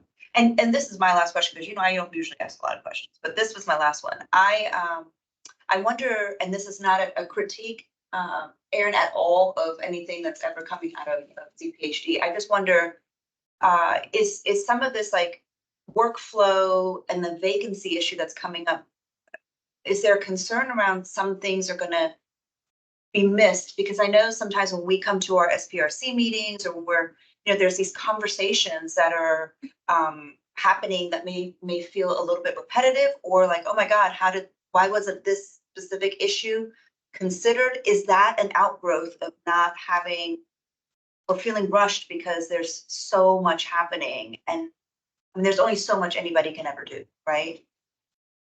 Again, 24 hours in a day. I mean, appreciate the comment and the question really. You know, I would love to sit here and say like, we have the highest levels with our management and Yeah, leadership yeah. team of like quality control, right? In terms of making sure that everything is being evaluated and progressed the way it should be. Right. But if he's running projects, right, like there's only so much somebody can do, right? And so, I mean, part of it is human nature, Yeah. and part of it is just, capacity versus the volume. Right. Right. And sure, there's probably instances where we haven't been able to as comprehensively or fully vet or review something. But I do think that's more of the exception than the norm. Yeah. I do think that we are giving, and that comes to time. Right. So in order for us to do the thorough and adequate job in reviewing it, we're working with applicants to say, we appreciate your patience. It's going to take us a little bit longer to get to that spot. And I think, and the only reason why I ask it, not that I've seen it or I'm saying that that's happening, okay, Aaron, I don't want you to take that comment any way, shape or form, like that is a critique of what's happening, because I think you guys do excellent work. I just thinking about teeing this up for Sarah when she goes before the county manager and says, don't take these two positions, because I expect that that's probably what's gonna come from our commission is don't take these two positions, right? Don't cut these positions, find the cut somewhere else. And I think that she needs those words, whatever it is, the data, the anecdotes, the information that's necessary to show that this is probably not the place to cut, like, especially like Jim is saying, if planning is revenue positive, then let's make sure these projects are coming online as fast as possible. But you guys, Jen and Aaron both have their screens on, so I feel like they've got something very important to say in response to what I'm saying. I'll just jump in, Aaron. I thought maybe you had something else. Okay.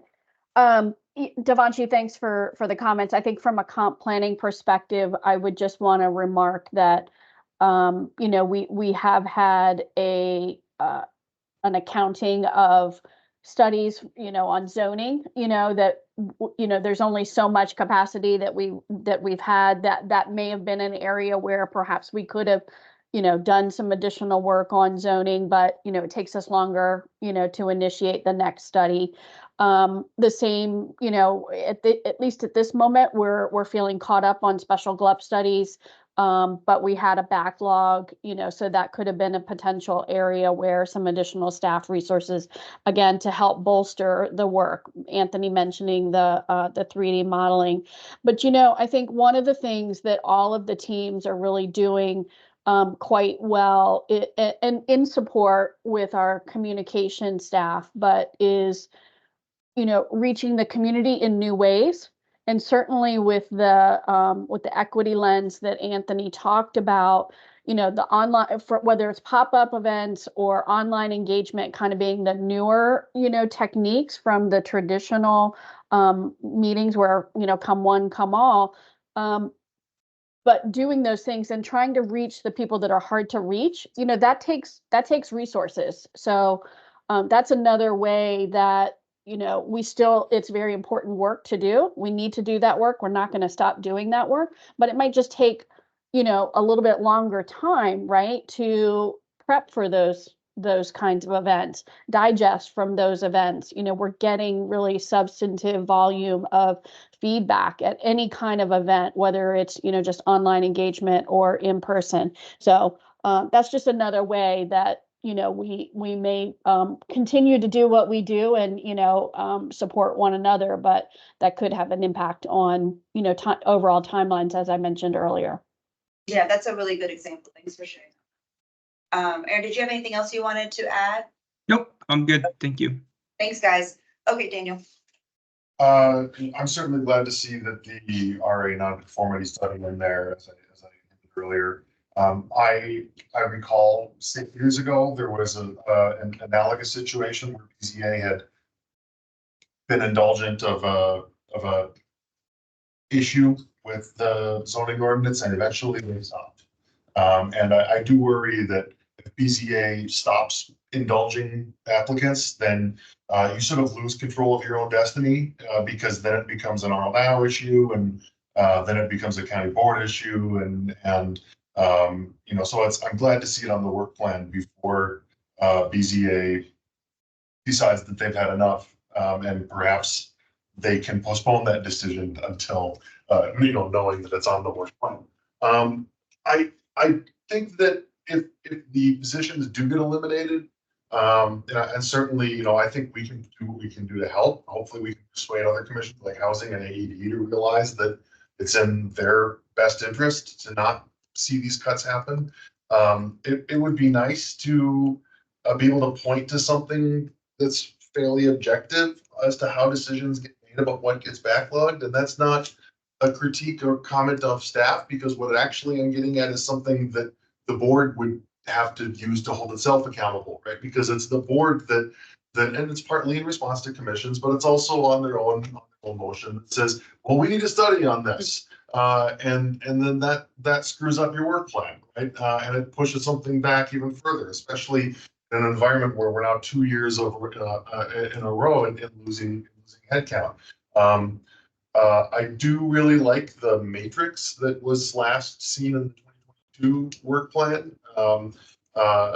You know, take this advice or leave it. But I thought that matrix really clearly communicated the relative priority of the items that were being recommended.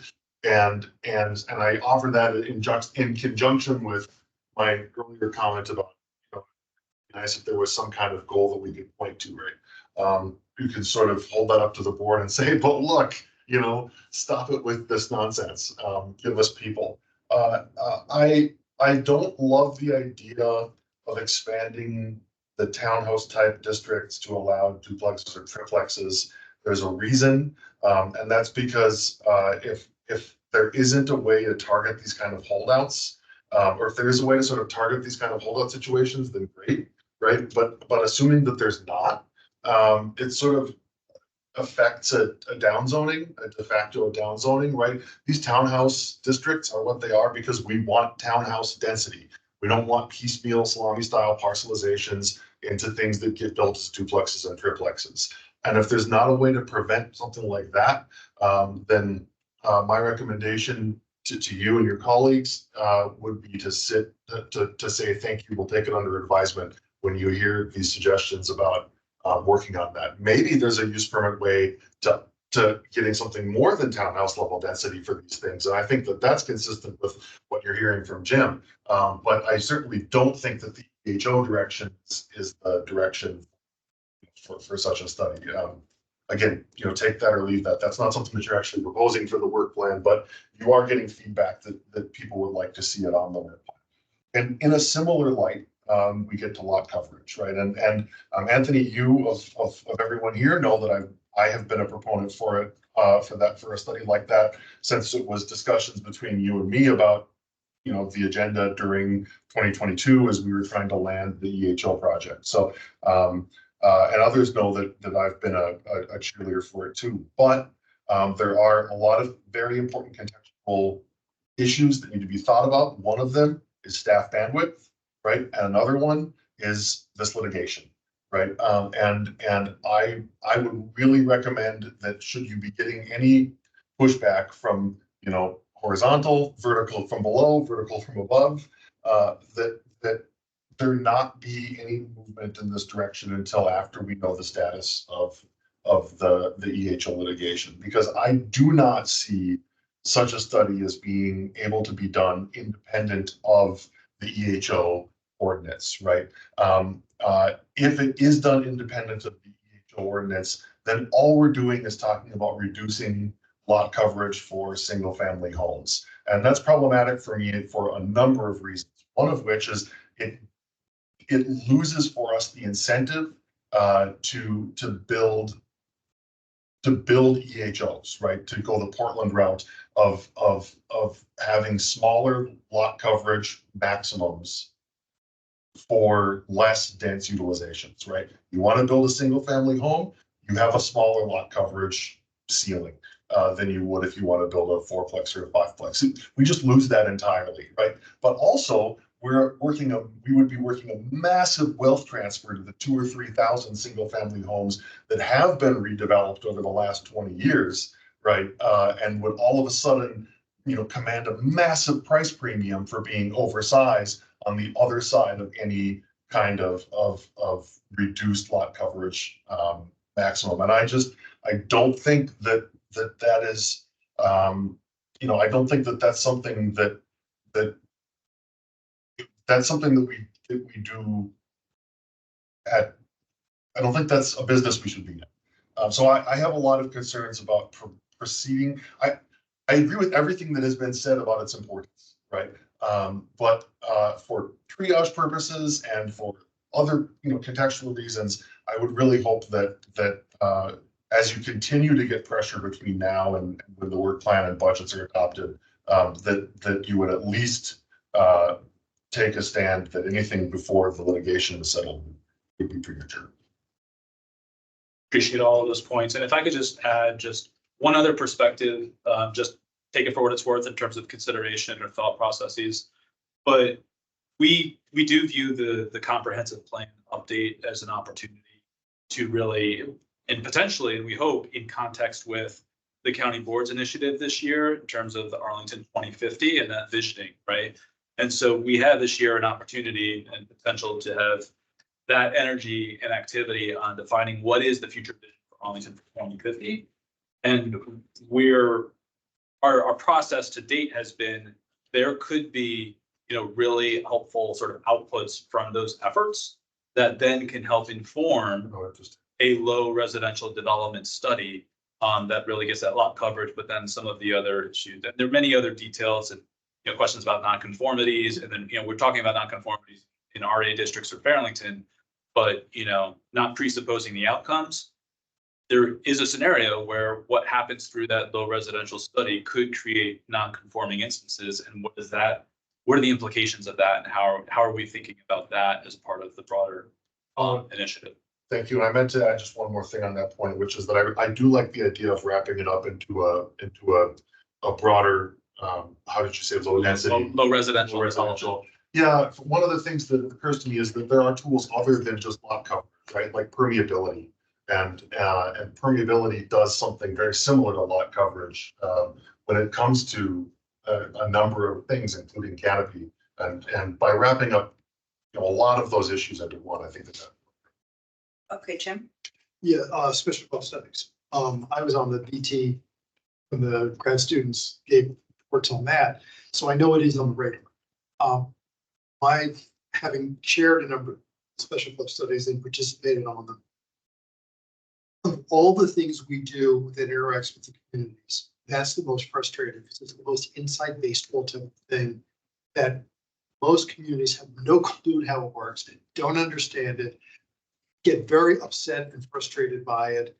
I think it's total pointless exercise because you're going to do what you want anyway, is what I keep hearing back.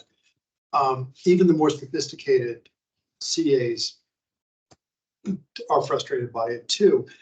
And we're now shoehorning it, I think, a whole lot of things that we need to do, but we're shoehorning those into it, such as we have sector plans that are like 40 plus years old, others decades old. We're making changes within those sector plans using special club studies because we can't get to redo the sector plan. We have edge areas that are going through special club studies because the development pressures are so great that they're spilling out of the corridors or the sector plans. Then we have these other odd areas all through the county that are ripe for redevelopment, don't have a sector plan, so we do a special club study.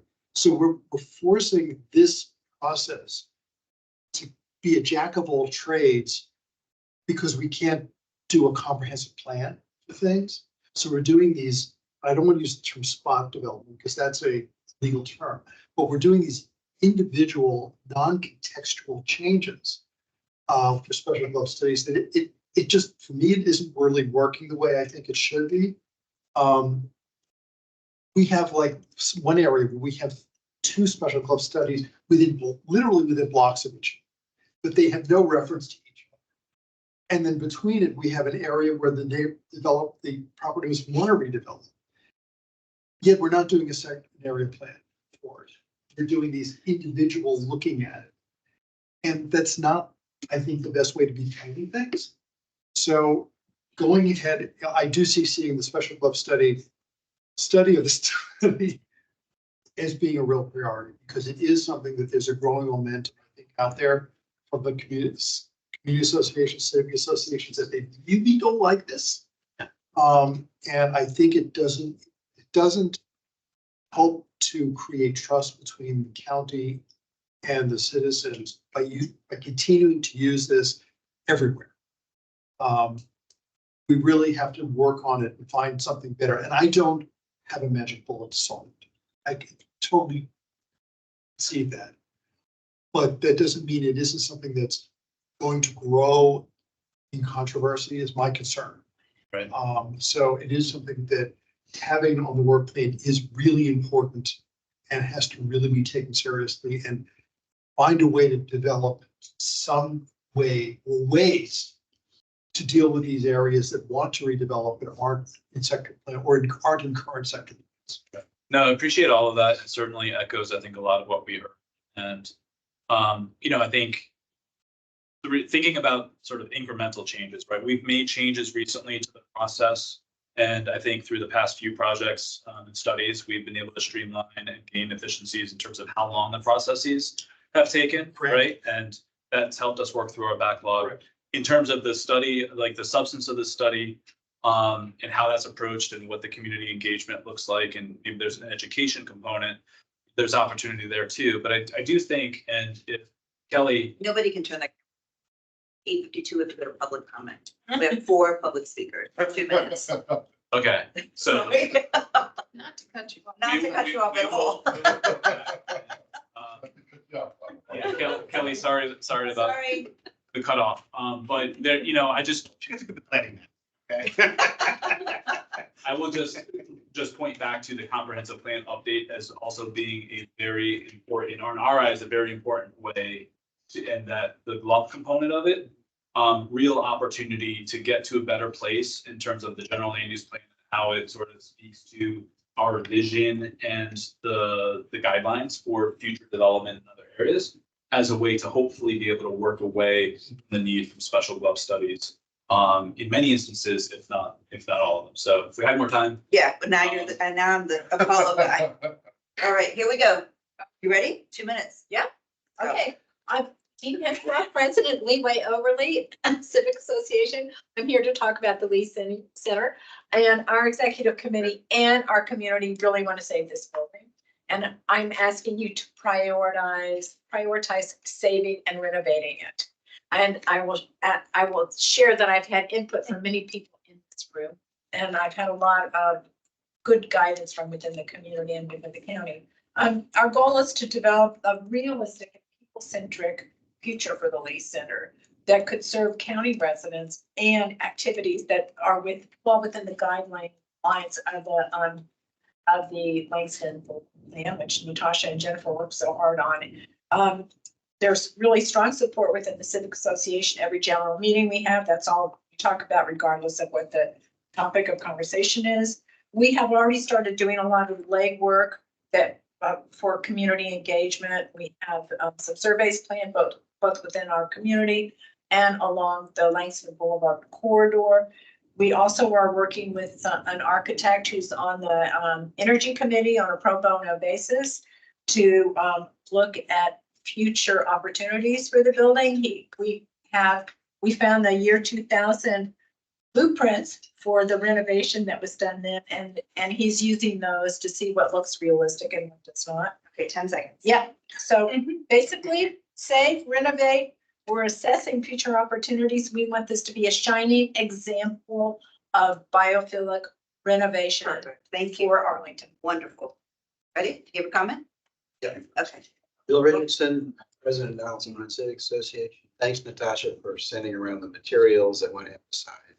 Hope you have a chance to look at those in greater depth, but I want to emphasize those are comments filed not just by Donaldson Run, but a number of different civic associations. They are not the only civic associations that lead lot coverage. Hiking setbacks too are important. And I think just briefly to comment on some of the comments here, staffing concern, as Bob did, pretty much laid out everything I was going to say, so that's good. This predated this issue. Staff identified it 10 years ago as an issue that needed study, even in the case of residential teardowns then. And so it it predates all of the items on this. And Bob has explained why it's important not to be fiddling on the subject. I think that, as Anthony pointed out, this is actually primary responsibility of DPR to implement the Forestry and Natural Resources Plan. So you've got help from them, you've got help from DES and stormwater management to integrate it with other ways of counting impervious surface there. So as Bob says, you have other people that can help. The other thing is that this is an area where we've talked to county board members in the past years about use of consultants. That might be, I gather that's been done. Been recommended. Sorry. Anyway, second, Daniel, I'm glad that you've always been for this too. I don't quite understand what you're saying about it. I don't think it shouldn't apply only to single family. It has nothing to do with litigation because the two are combined. The rationale for missing middle is that we're doing nothing different here. We're moving on to David Howell. Thank you very much. Thank you. This has been a great discussion. If you could put up slide 6, if you don't mind, Natasha. I just wanted to cover a couple of things. While you're getting that, I wanted to second everyone's enthusiasm about the comprehensive plan update.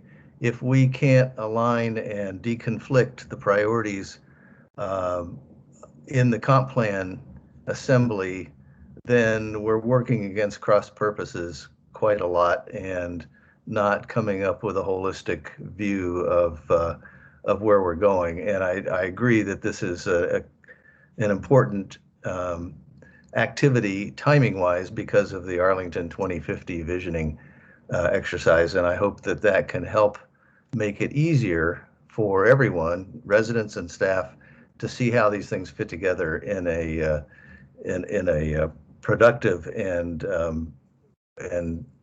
improved way from the way we have to try to figure out how to have everything at the same time.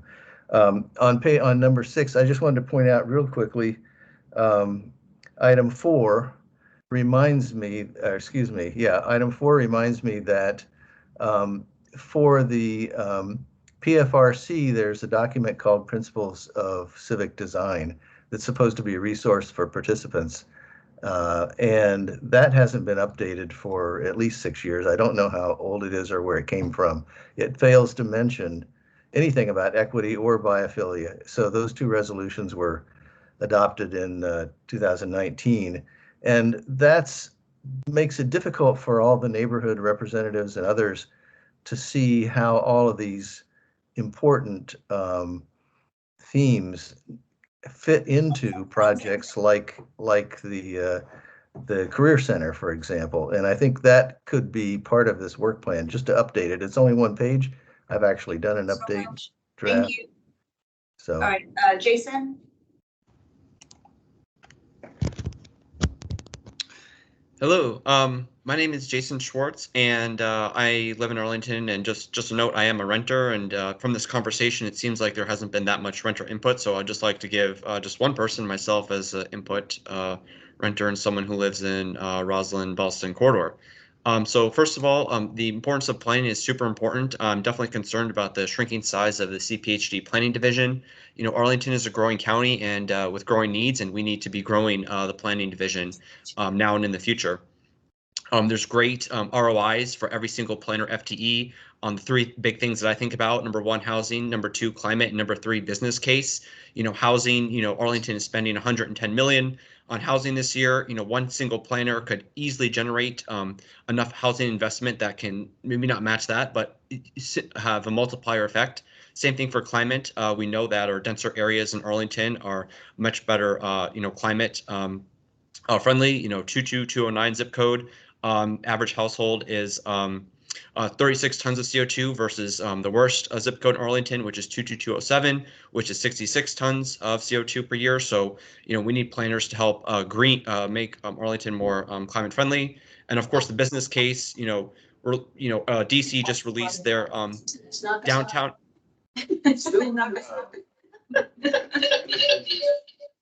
Oh. The meeting is going on. Looks like it's like these like. It's just the TV, but The teacher. Sorry, go ahead, keep going, Jason. Yeah, Jason, go ahead. I can hear you. Go ahead, Jason. You know, DC has their, you know, downtown action plan, you know, with different strategies and implementation that needs a lot of people involved. Arlington is doing the same policies. We need people there. I also want to just plug in need to advance studies from previous years. Those need to be at the high end. We cannot be skipping things that we had on board. Multifamily reinvestment study, super big. Lastly, with regards to tree canopy, you know, I live in the corridor. Every single site plan, every single zoning area that doesn't happen is leaving massive swaths of surface parking or other impervious surface areas. So we need to get investment in these areas so that we can increase our green space through redevelopment. So it's like that's already being incorporated. So, you know, doing a single study on a lot coverage doesn't really make sense to me, especially for people in corridors where we need more greenery. You know, let's take out all the impervious surfaces on Pine Langston Boulevard, you know, and make those buildings and green space. Thank you. Thank you. Thanks everyone for coming tonight. That was the last public speaker. We only had 4 people who signed up for public speaking tonight. Yeah, I signed up yesterday. Did I not make the cut? I don't think we don't have you, Susan, so send a written comment. We'll be happy to make sure that we all get it so we can see your comment. Okay, will do. Thank you so much.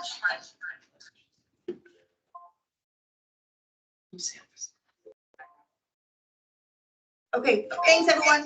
Thank you.